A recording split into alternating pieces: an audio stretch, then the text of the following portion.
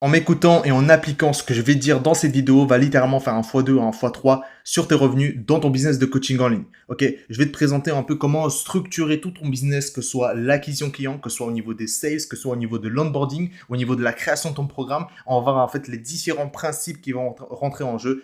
Comme j'ai dit, écoute bien et tu vas commencer à scaler. Ok, seulement et seulement bien si tu appliques. On va démarrer par cette première chose. Ok, je vais vraiment amorcer en fait le sujet que sur la structuration d'un business, de la compréhension premièrement pour comment transformer d'un inconnu en client payant. D'accord? Forcément, l'inconnu ne va pas forcément naturellement se diriger vers le client payant, pardon. Il faut tout naturellement le nurture, ok? Donc il faut l'éduquer. Donc en fait, ce que j'ai appelé ici le gap de conversion. Le gap de conversion, va se combler petit à petit par de la publicité Instagram, ok, par le contenu que tu offres sur Instagram, par les vidéos YouTube que tu postes, par faire du DM setting, par faire des VSL, par faire du retargeting et là c'est le côté humain dont on va en parler encore plus en profondeur, l'authenticité. D'accord?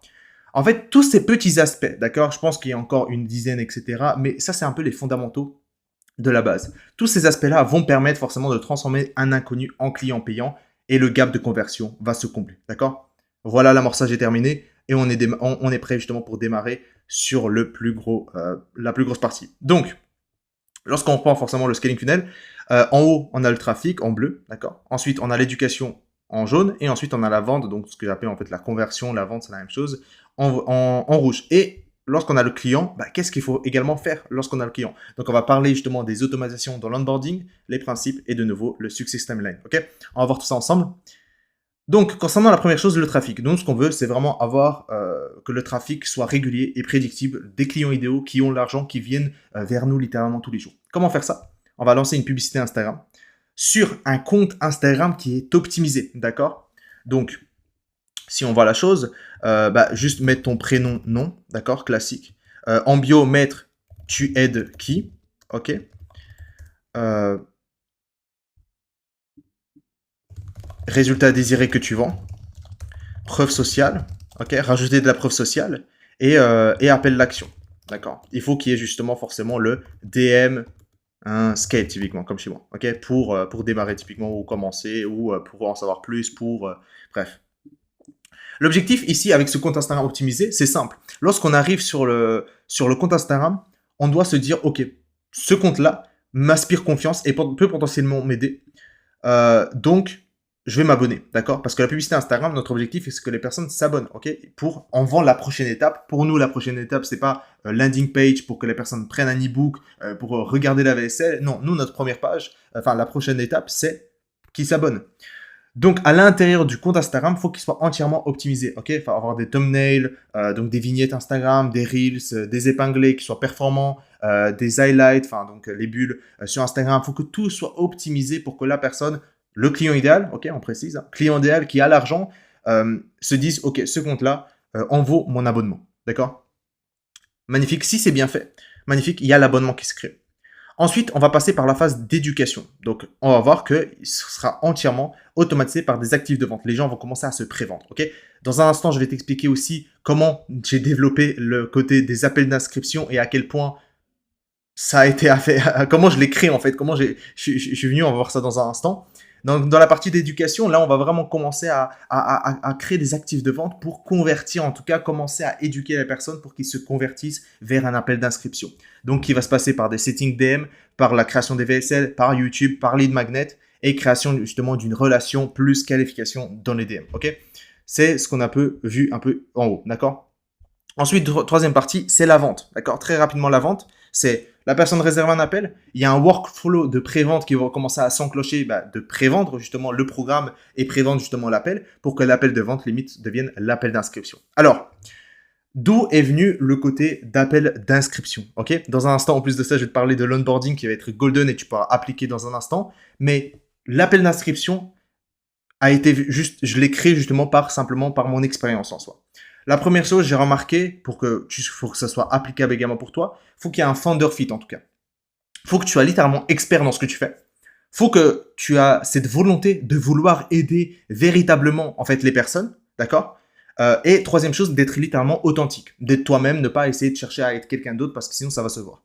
Et en fait, quand j'ai commencé Ah, au début, je faisais des appels de vente, ok, comme la grande majorité des personnes. Mais la création du mécanisme d'appel d'inscription a été faite dès lors j'ai sorti cette vidéo. Cette vidéo, j'avais fait justement 10 000 euros en 2 jours par DM sans appel de vente. Il y a une petite nuance, c'est par DM, oui, mais on a quand même passé un appel. Et en fait, cet appel-là, ce n'est pas un appel de vente. Je n'ai pas essayé de convaincre la personne. C'est elle-même, elle voulait prendre un appel pour me rejoindre. D'où l'aspect appel d'inscription. Et à partir de ce moment-là, mon taux de closing, il a fait un x2. C'est-à-dire que, c'est vrai, et c'est vrai que ça, c'est potentiellement possible. C'est-à-dire que moi, en termes de volume sur mon calendrier, il n'y a pas autant de rendez-vous potentiellement que, je sais pas, peut-être mes concurrents ou peu importe la personne que tu as potentiellement en tête. C'est peut-être le cas. Mais moi, je me bats pas en fait dans les appels de vente. Je ne perds pas mon énergie. Donc en réalité, il y a un équilibre qui se crée en termes de, je garde mon énergie et l'énergie quand elle est déployée en termes de ce type d'appel, en fait, c'est simplement un appel d'inscription. Parce que les appels, c'est énormément énergivore, ok? Et donc j'ai transformé les appels de vente maintenant en des appels d'inscription. Les gens justement qui m'ont rejoint à ce moment-là et depuis, ce sont juste des appels d'inscription. Les gens, ils veulent savoir, est-ce que, concernant les modalités, comment ça se passe, concrètement, qu'est-ce que je reçois, et ils veulent simplement avancer. Ok, c'est bon, j'avance. C'est ce que j'appelle l'appel d'inscription, et d'où le mécanisme, en fait, a été créé. D'accord? Donc ça, c'est la première partie, mais du coup, dans ce cas-là, comment faire en sorte de transformer tes appels de vente, tes prochains appels de vente, en des appels d'inscription? Tout va venir, justement, ici. J'ai d'ailleurs fait, en fait, une story Instagram récemment, que j'avais fait même avec un client. Je lui avais dit que la grande majorité des appels peuvent être résolus. Donc au niveau des appels, imaginons tu as des appels justement de vente et tu as des difficultés avec des appels de vente en ce moment. J'ai dit une chose, que la grande majorité des appels de vente, donc les problématiques, peuvent être résolus en amont. Ok? Je parle de tout ça. Ok? Je parle de tout ça. Le compte Instagram optimisé, le setting VSL, YouTube, lead magnet, qualification dans les qualifications, donc créer une relation, une vraie relation, workflow de pré-vente, développer justement le founder fit tout naturellement. Et en fait, les appels de vente, il y aura plus de problème, ce seront maintenant des appels d'inscription. Ok? Je sais pas si toi, tu as envie de te battre dans les appels ou que les gens finalement prennent rendez-vous pour te rejoindre. Je connais la réponse. C'est ce qu'on essaie de faire. Ok? On implémente justement le côté appel d'inscription et comment créer véritablement les appels d'inscription. Après l'onboarding, donc là on va passer l'onboarding, et je vais te parler justement de Success Timeline qui va être aussi golden sur la création de ton programme. Donc concernant l'onboarding, lorsqu'il y a l'appel d'inscription qui se passe, c'est simple, on inscrit la personne, ok? Donc on récupère du cash collecté, l'objectif comme le painful. Typiquement, je pense que là récemment, voilà, même Lucas il a fait plus de 2 painful, hein, 700 et 1400 painful. Donc ça peut être aussi brutal que ça, ok? C'est un coach sportif, donc il a récolté de mémoire comme ça 2200 en une journée, ok? Donc l'objectif, painful, en onboarding. L'onboarding se passe lors de l'appel. Très très important. L'intégration client se passe lors des appels. Tu présentes également les étapes lors des appels, ok? Qu'est-ce qu'il doit faire? Sur quoi il doit cliquer, ok? Moi, ce que je conseille toujours, je dis toujours, c'est que tu dois littéralement t'imaginer que tu parles à un enfant de 10 ans. Il sait pas ce qui se passe, il sait pas où aller, il sait pas quoi cliquer. En fait, il faut que tu sois limite le guide qui va prendre la personne par la main et tu lui dire, vas-y, viens, on va par là, tu cliques ce bouton-là, ensuite tu vas être redirigé vers ça. Lorsque tu seras redirigé vers ici, tu dois cliquer ici, tu vas indiquer ton prénom, ton email, tu fais submit, et voilà, et ensuite tu vas être redirigé vers ça. Il faut que ça soit brutalement clair, ok? Je voulais pas utiliser ce mot parce que j'utilise énormément ce mot, mais là, je pense que c'est le cas, ok? Je pense que c'est le mot à utiliser, c'est brutalement clair pour la personne dans son esprit, parce que forcément, nous, ce qu'on veut également à cette étape-là, c'est de réduire absolument les remords d'achat. On va voir dans un instant comment les réduire, ok? Je vais t'expliquer ça. Comment les remords d'achat, réduire les remords d'achat. Mais les remords d'achat vont également se passer vis-à-vis de l'onboarding et l'expérience client. Donc, envoyez des emails d'intégration et si vous voulez savoir comment on onboard, devenez client et vous allez voir, à chaque fois, mes clients ils me disent, ils s'inspirent énormément de ce que je fais, de comment nous on onboard les clients, parce que c'est très smooth, c'est très, il n'y a aucune friction, c'est droit au but, et finalement les résultats proviennent très très rapidement aussi, parce que au moment où l'intégration que tu fais, jusqu'à ton 7e jour, tu as déjà ton offre, ton positionnement, tes prix, ta publicité, tout script de la publicité, et si tu es assez réactif, en fait, tu as déjà filmé et qui est déjà en phase de montage. 7 jours. Okay, et potentiellement même le 7e jour, si le moteur est réactif, bah en fait, tu as déjà lancé au 7e jour une publicité qui vont commencer à te ramener tes clients idéaux, qui ont de rêves, qui ont l'argent à toi littéralement tous les jours. Oui, on est brutal. Je vais t'apprendre dans un instant comment le faire aussi. Donc, ici, intégration de l'autre côté. Donc, il y a un formulaire d'intégration. Je ne l'ai pas mis ici. Donc, en fait, c'est un formulaire que tu complètes pour démarrer justement formulaire onboarding typiquement. C'est un formulaire onboarding qui est fait par le closer. Ok, fait par le closer. Et celui-ci, c'est très simple. Il va juste brutalement envoyer des séquences d'emails, l'intégration dans le CRM client en automatique. Tu complètes le formulaire. Il y a tout qui est automatisé entre les emails qui s'envoient automatiquement, donc les emails de bienvenue avec les informations, les prochaines étapes, le lien où cliquer. Dans les 30 jours, il y a le formulaire de feedback. Donc, formulaire de feedback, pour moi, c'est le plus important pour un business de coaching en ligne, en 30 jours. Et ensuite, le formulaire de feedback numéro 2, qui peut être totalement similaire au premier, d'accord, avec potentiellement quelques variétés, comme nous on a certaines variétés différentes, qui est justement à la fin de la durée. Donc, si ton programme c'est sur 3 mois, bah après 3 mois, tu vas envoyer le formulaire numéro 2. Si c'est sur 4 mois ton programme, bah, ce sera 120. Si c'est 6 mois, ce sera 180, d'accord? Donc là, 30 jours après, et ensuite à la fin. Deux formulaires de feedback différents pour voir l'évolution également du feedback, de l'expérience également qu'il octroie. Qu'il expérience plutôt. Donc ensuite, intégration d'un nouveau client dans le CRM client en automatique, d'accord? Toute cette partie-là est automatisée, d'accord? Message client pour le notifier CSM coach sur Slack, j'ai mis Slack, automatisé. Message du bienvenu qui est totalement templétisé, qui peut être simplement copié-collé. Création de groupe à 3 et ensuite commencer à faire des check-in, d'accord? Tout se fait en automatique, cette étape-là, d'accord? Tout se fait en automatique. Cette étape-là, bon là, il y a l'humain qui rentre en jeu, mais qui est la communication entre le closer et le coach CSM, bah, il est entièrement automatisé par des notifications typiquement, d'accord? Et ensuite, tu crées des templates, etc. Ensuite, dans une partie, tu dois créer en fait un formulaire d'intégration. Donc en fait, tu vas simplement le rediriger vers un autre site dans lequel il y a une vidéo dans laquelle tu présentes voici les prochaines étapes. Donc tu lui as déjà expliqué lors de l'appel, mais tu lui présentes de nouveau les étapes lors de cette vidéo et lui dire qu'en dessous de cette vidéo, de compléter le formulaire d'intégration. D'accord? Et présenter de nouveau les prochaines étapes. Ok?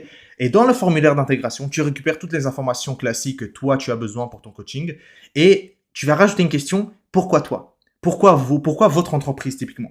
Et là, typiquement, c'est du golden que nous, on récupère parce que la manière dont on crée du contenu, les publicités, tout le marketing qu'on crée, le message marketing, en fait, il est entièrement basé sur ce que nos clients idéaux nous disent. Et du coup, si on récupère juste quelques minutes après que la personne a closé sur l'aspect de pourquoi toi et pas quelqu'un d'autre, il va simplement te dire de l'or, en fait. Et à partir de quand ils vont te dire cet or-là, en fait, en soi, bah, tu dois simplement le mettre beaucoup plus en avant. Parce que si tu comprends une chose, c'est que si tu as closé une personne, tu peux en closer 100 autres. Ok? Parce que ce point de conversion, ok, donc c'est un argument commercial en soi que tu peux dire, un argumentaire de vente, que tu peux mettre, communiquer sur le marché, et hop, tu auras potentiellement des autres personnes qui peuvent raisonner avec celui-ci. Et ça, c'est de l'or. Et ensuite, début des premiers devoirs initiaux, hop, vers la success timeline. Ok? Je vais t'expliquer en plus par la suite le principe de rachat. Pendant que j'explique justement le programme. Donc, la Success Timeline client, en quoi elle consiste? Donc, lorsque tu vas développer forcément ton programme, à savoir qu'il y a une interview justement qui va bientôt venir avec un client qui m'a vu passer par, en fait, je pense que c'était V3 et V4, je pense. Enfin, je pense que c'était V2, V3, et ensuite c'était transformation vers Upscale, et ensuite j'avais développé... Enfin, je suis en train de développer même la V2. Okay. Il y a forcément des petites étapes, mais c'est pas un peu la priorité en ce moment. Mais il a vu cette transformation.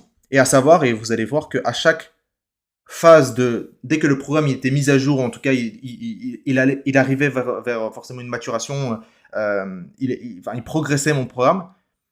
En fait, il faisait plus de revenus. Okay, il va vous dire ça, tout ça. Ça va être exceptionnel. Mais comment moi j'ai développé mon programme, comment je le développe et quel est le mindset derrière mon programme sur comment toi aussi tu peux l'implémenter et simplement répliquer un peu ce que j'ai en tête à chaque fois. Donc, Success Timeline, c'est simple, c'est le début, d'accord? Donc, généralement, il y aura les premiers devoirs initiaux jusqu'à ton checkpoint. Ok, tu vas voir qu'il y a plusieurs checkpoints jusqu'à que la personne atteigne la situation désirée avec le programme. Les checkpoints, c'est quoi? C'est les points dans lesquels la personne, elle doit avoir déjà effectué, elle doit être à cette étape-là, quoi. En gros, elle doit avoir terminé ça, et en gros, elle devrait déjà être à ce stade-là, typiquement. D'accord? En termes de, je sais pas, revenus, poids, enfin, quelque chose de concret pour que la personne se dise, ok, on est dans le premier checkpoint, la personne, elle a tout validé, on est parti justement pour, vers le checkpoint 2, voici les prochaines étapes, ça. Ok? Moi, typiquement, au niveau des checkpoints et au niveau de la création des étapes, parce que forcément, on annonce les devoirs initiaux, il ne faut pas être n'importe quoi. Il faut gérer les inputs et les outputs. Donc, les inputs, c'est quoi? C'est les actions que tu vas demander, en tout cas les devoirs que tu vas demander, faut qu'ils soient le plus faibles que possible pour obtenir l'output, donc le résultat le plus élevé que possible. La grande majorité des programmes, et que moi-même, justement, j'ai fait cette erreur à tous mes débuts, c'est en fait, je mettais du volume du programme. Aujourd'hui, c'est totalement une anti-formation. Avant, j'avais des vidéos de 40, 50 minutes. Aujourd'hui, sur tout le programme, il n'y a que une ou deux vidéos de 45 minutes. Les autres, c'est juste 10, 20 minutes. C'est juste brutalement droit au but et ultra actionnable, ok? Mais ça vient par l'expérience et par le feedback. Je vais t'expliquer dans un instant. Mais la grande majorité des programmes, et potentiellement également le tien, c'est que tu te bases uniquement sur énormément d'inputs, d'accord, dans lequel tu veux énormément de volume, peut-être du fluff, en fait, aussi. Tu peux raconter des choses qu'il y a très peu de personnes où c'est juste simplement de la, on va dire, on va utiliser le terme, de la branlette intellectuelle, potentiellement, où on s'en fout en soi, tu vois, où il y a personne qui applique. Et donc, forcément, les outputs seront moindres.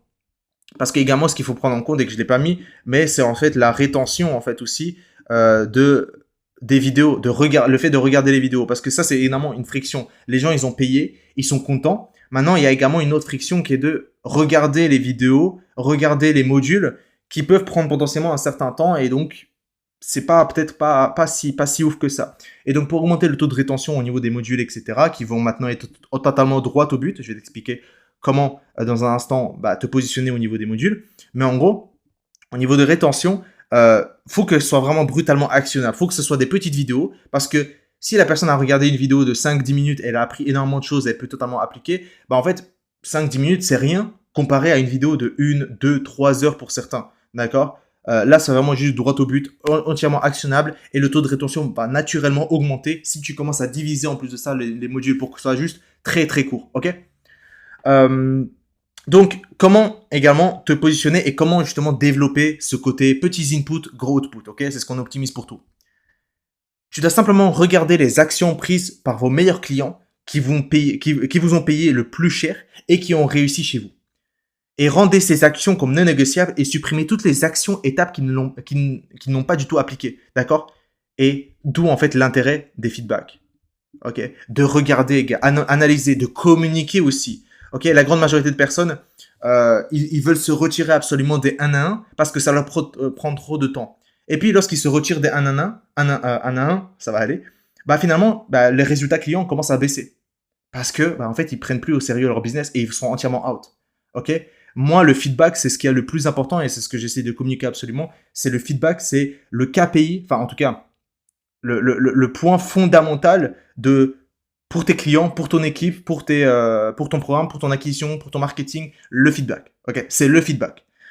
Et du coup, le feedback, c'est ultra important. Et donc, le meilleur feedback que tu peux avoir pour la création de potentiellement la V1, V2, peu importe, c'est pas de regarder simplement tous les clients, c'est de regarder les meilleurs clients, les meilleurs résultats clients, dans lesquels tu vas développer forcément les prochaines étapes. Et tu verras que la grande majorité du temps, ici, imaginons, on avait 5, 6, et ça, je parle d'expérience, hein. Il y avait peut-être 5, 6, ou peut-être le module 1, il était très long. Donc, pour moi, le module 1 avant, c'était hyper long. Je pense que c'était 1 heure, des choses comme ça. Là, c'est juste beau, brutalement droit au but. Et toutes les 5, 8 minutes, action. Action-based. Faut appliquer. Ok, maintenant, applicable. Et c'est aussi pour ça, forcément, que je peux obtenir ce type de résultat parce que j'essaie pas de créer une formation, j'essaie pas de créer du module, c'est un accompagnement qui est droit au but. Les gens, lorsqu'ils viennent chez moi, ils veulent scaler, ils veulent travailler sur leur business et plus dans leur business, ils veulent automatiser le haut de l'entonnoir, le milieu et le bas et ensuite apporter les meilleurs résultats à leurs clients. C'est ce que je délivre maintenant, ok? Je délivre. Et moi, je suis en constante évolution. Donc même là, je vous l'annonce, je suis même en train de développer également la V2. Ok, je suis en constante évolution. Et même si aujourd'hui, il est exceptionnel upscale, mais il y a encore des choses. Hop. Et donc, d'ailleurs, juste pour vous dire, hein, ça c'est ce que j'avais appris, lorsque vous avez développé justement les checkpoints 1, checkpoint 2, il y a grande majorité de personnes attendent la situation désirée, donc littéralement la fin du programme. Donc lorsque la personne atteint la situation désirée à la fin du programme, pour faire une interview, pour demander un témoignage, etc., c'est pas si pertinent que ça, en fait, qu'on pourrait y croire, en fait. Pourquoi? La grande majorité du temps, les gens potentiellement ne sont... Enfin, les résultats clients que potentiellement vous allez annoncer ne sont pas... Je ne sais pas comment on dit ça en français. Relatable.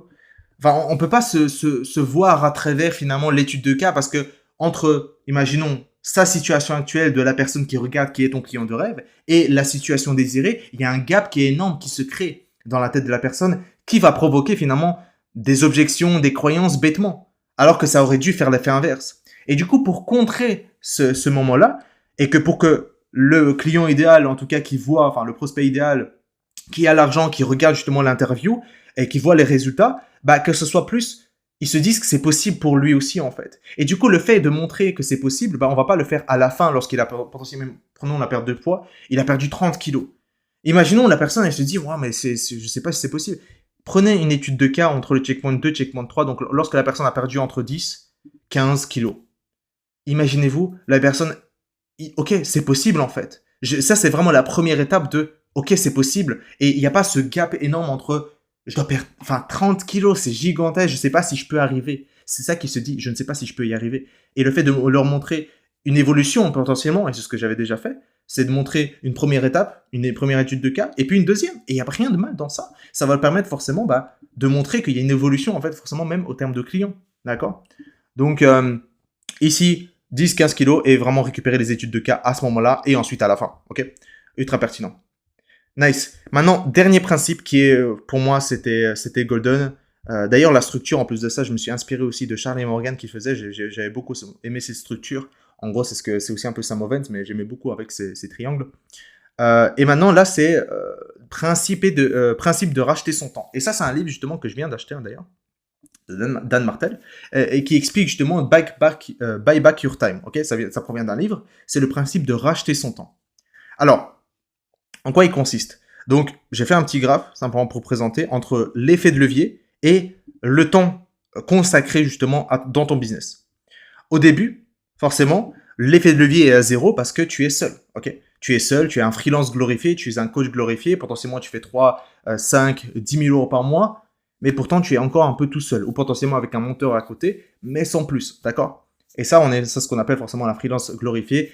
Et bon, à ce stade-là, il faut implémenter des nouvelles choses pour scaler, hein, donc, parce que sinon tu seras simplement bloqué à ce stade-là, et si ce n'est pas encore actuellement, hein, parce que la grande majorité de personnes, lorsqu'ils sont à ce stade-là, dans 6 mois, il y a peu de choses qui évoluent, parce que on n'implémente pas des nouvelles choses, et du moins, on est vraiment un freelance coach glorifié. Et du coup, on n'implémente pas d'effet de levier, et donc à ce moment-là, en fait, on consacre tout notre temps, finalement, à tout, ok, à tous les axes du business. Plus on évolue entre l'implémentation d'effets de levier. Et l'effet de levier, c'est quoi? C'est la délégation et l'automatisation. Donc, l'humain et automatisation, Zapier, des choses comme ça. Plus on commence à implémenter ces choses-là. Donc, recruter potentiellement monteur vidéo pour donner un exemple, un setter, closer, CSM, coach qui accompagne les clients, faire des automatisations Zapier, Make, des choses comme ça. Tout naturellement, vous utilisez plus d'effets de levier. Donc, la courbe, elle commence à monter. Et du coup, vous regagnez votre temps. D'accord? Je vais expliquer en quoi ça consiste, le fait de regagner et pas gagner du temps. Ok? On regagne le temps pour des tâches avec un plus gros ROI, donc un plus gros retour sur investissement, donc sur le cash en soi, sur le cash collecté. Donc, ce qui vous permet forcément de racheter son temps pour l'amener vers d'autres tâches qui ont plus d'effet de levier. Et donc, tout naturellement, lorsque l'effet de levier est au maximum, lorsqu'on développe à max, et donc ça veut dire qu'on a racheté son temps au maximum, en fait, tout naturellement, la courbe de croissance, elle sera juste exponentielle dès lors où l'effet de levier, elle commence à appliquer justement un mi-structure. Bon, il n'y a pas de légende, ou il n'y a pas de système pour différencier les mètres, etc., au centimètre, enfin, en même temporalité. Mais juste pour vous dire que la croissance, elle se fait de manière exponentielle dès lors on implémente l'effet de levier. Dès lors, en fait, limite, on applique justement le scaling funnel. On automatise les publicités, on automatise les délègues au monteur vidéo, les activités de vente et le montage, les ventes déléguées automatisées avec les setters-closers, le client entièrement délégué justement par les coachs. À partir de ce moment-là, pour expliquer leur courbe, vous avez plus de temps. Donc, de nouveau, sur cet aspect de regagner son temps, ça veut dire que vous avez plus de focus sur les tâches à plus haut ROI, et ce qui veut dire donc plus de croissance. Et bon, généralement, ça se présente de manière financière. Le principe de racheter son temps est ultra important parce que ce n'est pas le fait on délègue, et je n'ai vu déjà des erreurs mille et une, on délègue et on fait plus rien. Non. On délègue pour se concentrer sur d'autres tâches avec un plus haut ROI. D'accord? Donc en fait, on est totalement régulier et on est en même un x2 dans son business. Et on peut croître de manière exponentielle à ce moment-là parce qu'on se consacre avec un focus plus élevé sur différentes choses. D'accord? Typiquement, si on reprend un peu le concept, je ne sais pas si je pourrais reprendre. Typiquement, si on reprend un peu, donc imaginons en haut et même au milieu, il y a forcément le monteur vidéo. D'accord? Je vais peut-être... Ouais. Il y a le monteur vidéo. Bah, à ce moment-là, vous regagnez du temps parce que vous déléguez au monteur vidéo. Deuxième chose, lorsque vous êtes dans les DM, etc., lorsque vous voulez faire la partie vente, etc., faire des messages, booker des rendez-vous, bah, déléguer avec un setter qui va vous faire justement prendre les rendez-vous en automatique pour toi. De nouveau, vous regagnez du temps. Et donc, dans ce cas-là, imaginons même avec ces premiers leviers, vous n'avez plus le post-production, vous n'avez plus le fait de réserver des appels. Ça veut dire que vous regagnez du temps sur se consacrer sur les closings, typiquement si vous n'avez pas de closer, consacrer sur le closing, qui est une tâche à haut ROI, se consacrer à, deuxième chose, à créer du contenu, de nouveau actif de vente, plus précisément, une tâche de nouveau à haut ROI. Troisième chose, une tâche à haut ROI, c'est de l'idée également son équipe. Okay, l'idée vers une victoire, créer une vision pour son équipe et la l'idée et la manager. D'accord? Ça, c'est les trois tâches à haut ROI avec un gros effet de levier qui va permettre inévitablement, comme je précise, de scaler à 15-30 000 euros par mois. D'accord? Et juste un dernier principe vis-à-vis de la délégation et de l'automatisation pour que ce soit brutalement clair pour vous. Ne jamais déléguer quelque chose qui peut être totalement automatisé. Ok? C'est perdre de l'argent. Et deuxième chose, si vous faites toujours les mêmes tâches, actions, essayez d'automatiser. Et si ce n'est pas possible, déléguer. Et vous voyez que l'onboarding fait partie des premières choses à automatiser et puis déléguer ensuite, ok, par des coachs, etc., aux résultats clients. Mais l'onboarding, c'est vraiment automatisé. Pourquoi automatiser? Parce que vous savez inévitablement qu'aujourd'hui, vous prenez un client, vous savez qu'inévitablement, si vous devez signer un deuxième client demain, vous allez refaire les mêmes actions. Dès lors, vous faites les mêmes actions, c'est instinctivement, vous devez automatiser tout ça, d'accord? Je vous ai présenté littéralement comment automatiser tout ça, ok? Je vous ai présenté littéralement comment transformer aujourd'hui ces appels de vente en appels d'inscription. Je t'ai présenté littéralement comment également aussi un peu légèrement créer également ton programme de manière détaillée pour qu'il soit brutal avec plus de résultats en appliquant également le principe de racheter son temps, ce qui est littéralement en fait l'essence même, en fait c'est l'âme de scaling funnel, ok? Tu as plus de temps pour toi, pour avoir plus de ROI, pour plus de temps sur des tâches à haut ROI, ce qui veut dire plus de croissance inévitablement pour toi. Sur des tâches forcément même que tu ne veux pas faire, typiquement aussi. Okay, donc voilà, si c'est quelque chose qui t'intéresse, boucle le premier call avec moi, sinon on se voit à la prochaine vidéo et n'hésite pas également à t'abonner sur mon compte Instagram, ça fait toujours plaisir. Si tu as des questions, envoie-moi une question sur Instagram, je réponds moi-même personnellement.